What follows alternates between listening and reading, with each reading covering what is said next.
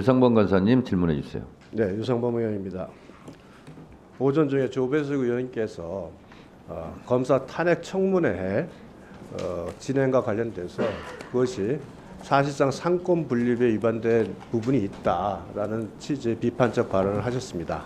이에 대해서 우리 위원장께서 법에 정해진 요건에 맞춰서 진행한 것인데 그것에 대해서 반복적으로 국민의힘에서 비판하는 것이 적절치 않다라는 답변을 주셨습니다. 그러나 우리 지금까지 청문회 중에서 대통령 탄핵 발의 청문회의 경우에는 중요 안건 심사기 때문에 청문회를 연다고 하셨습니다. 잘 아시다시피 대통령 탄핵 발의 요청이라는 것은 국회의원 개개인에 대한 요청입니다. 법사위에서 탄핵 발의에 대해서 의결할 권한조차 없습니다. 그래서 이와 같이 법사위에서 의결할 수 없는 탄핵 발의 요청을 가지고 중요 안건을 심사하는 것은 법의 해석이 잘못됐다라는 강력한 비판을 한 바 있습니다. 결국 그 사안은 청원 소위로 그냥 가버렸습니다. 두 번째, 검사 탄핵 우리 청문회와 관련돼서 이것이 공정했다면 아마 이와 같은 비판이 좀 덜했을 겁니다. 아시다시피 그 당시 이화영이 회의 협박을 당했다는 시기에 변호를 한 설주한 이한희 변호사는 민주당의 거부로 증인 채택조차 되지 않았습니다. 결국 민주당이 일방적으로 이화영, 이재명에게 유리한 증인 신청을 했고 이재명이 계속 회유 압박 등의 주장만 반복을 했습니다. 당시 참여한 변호인은 1심 재판의 결과, 재판 과정 등에 대해서 잘못됐다고 하는 내용을 여과 없이 아주 강하게 주장하기도 했습니다. 결국 이 사안은 민주당 등 야당이 이화영, 이재명 방탄을 위해 계속 중인 재판에 영향을 미칠 수밖에 없는 내용이 된다는 비판을 저희가 했고 결국 언론들도 국민들도 그와 같은 비난을 가했습니다. 우리가 법치라고 하면서 사실상은 실질적인 법치가 파괴되는 모습이 아닌가 하는 그 비판을 다시 한번 드리겠습니다. 질문하겠습니다. 처장님, 예. 이재명 대표가 서울중앙지법에 병합 심리 요청을 했는데 그 대법원에서 기각됐죠. 그렇게 알고 있습니다. 예, 지난달 30일 날 재판부 재배당 요청을 했습니다. 그죠? 예. 이거 한번 보시죠. 법관 등의 사무 부담 및 사건 배당한 예규상, 지금 이재명 대표가 재배당 요청한 사유, 이 사유에는 해당되는 게 없는 걸로 보이는데 맞습니까? 아마 이제 그밖에 부득이한 사유 이런 결국 이제 그밖에 부득이한 사유에 해당된다면은 뭐 가능하겠다고 할 수 있겠습니다만 지금 민주당에서 지속적으로 주장하는 그 사유는 이화영에게 유죄를 선고 내린 신준우 부장판사가 이재명에 대한 유죄 심증을 갖고 심리한다면 공정한 재판을 기대할 수 없다라고 주장하면서 계속 이렇게 재배당 뭐 사건 이송 요청을 하는 거거든요.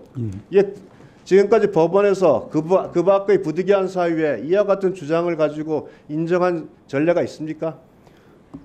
종전에도 제가 한번 비슷한 취지로 말씀드린 바가 있는 것 같습니다만은 일반인의 시각에서 보면은 여기에 대해서 조금 우려하는 부분도 있을 수는 있겠지만 네. 저희들이 현재 그 판례라든지 실무라든지 이런 관점에서는 위법하지는 않다. 현재 그 동일하게 재판을 해도 네. 다만 특히 이제 실무상 저희들이 충분한 법관 또 충분한 재판부가 확보되어 있는 그런 법원이라고 하면은 그런 부분을 좀 더 유연하게 해석해도 될 텐데 지금 현재 그런 여건이 좀 되어 있지 않다는 네, 이런 부분이 한계 상황으로 현재 법원에서 이 부분에 대해서 위법하다고 판단하지는 않는다 이렇게 지금 답변을 주셨는데 사건 재배당 요청을 하는 날 또 민주당에서 형사소송법 개정안 발의가 됐는데 이 내용이 이렇습니다.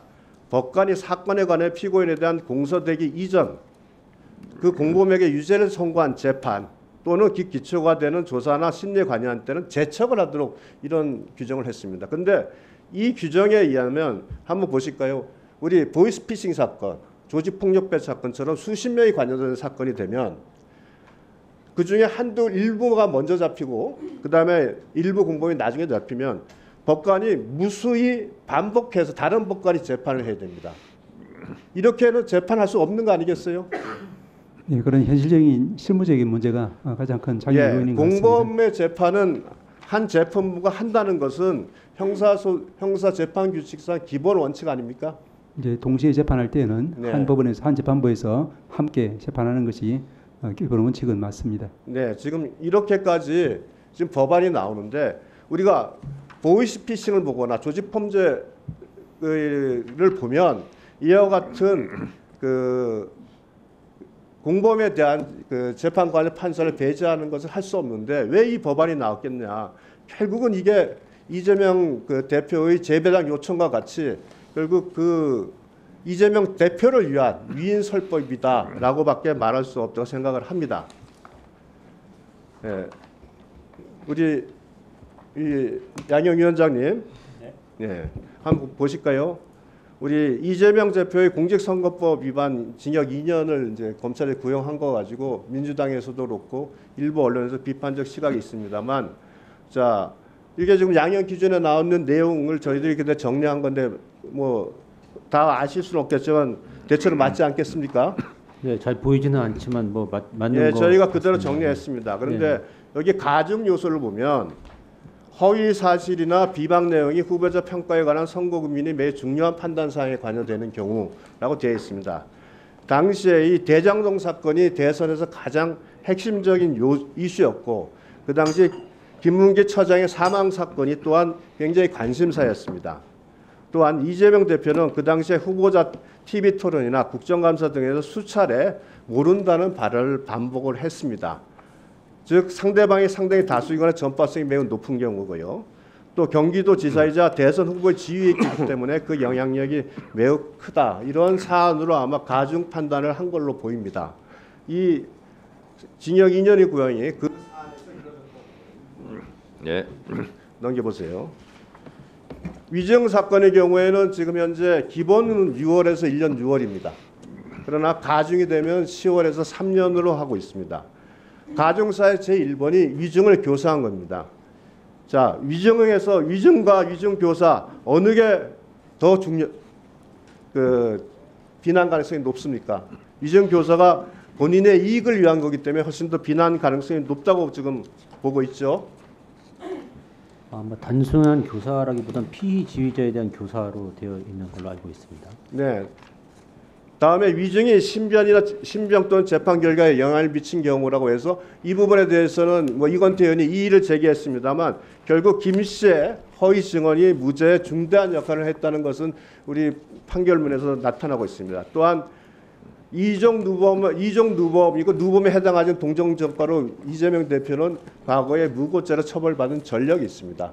즉 법원이 정한 양형 기준에 따라서 검찰이 구형한 것을 과다하다고 비난하고 있는 상황입니다. 이 점에 대해서 의견을 한번 주시죠.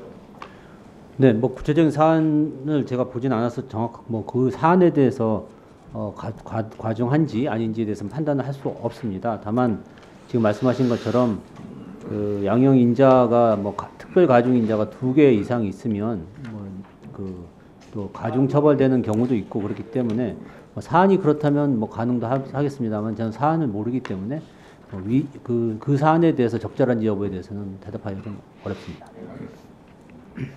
네, 수고하셨습니다.